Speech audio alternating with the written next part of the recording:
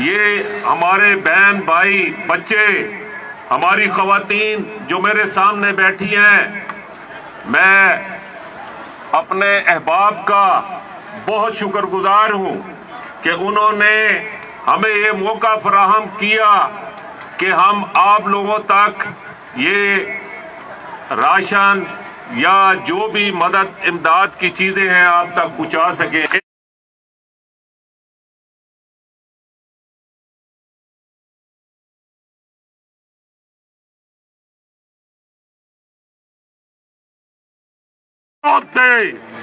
और इंशाअल्लाह जन्नत में हम सब इकट्ठे होंगे। वाखिर दाना अनिल हम्दुलिल्लाह रब्बिल आलमीन।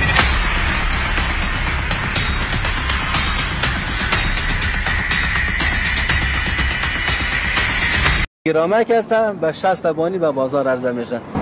فعلا خو اگه غنم چه د پاکستان راغلی ده هند راغلی دی. د پاکستان غنم د قابل د استفاده ندی، اگه ډیر ناپاکی لري، اشاره لري، اشاره خورده شوی دی، صرف دغه پوست پر پاتې دی. او د هند غنم چې دی مخفله کتلی، د هند غنم ډیر با کیفیت دی. اگه د هند غنم موږ یو څه د کارګرو ته پیوست کې چې ورکړی شوی د پیسې په مقابل کې دغه نمو خریداري کړي دی.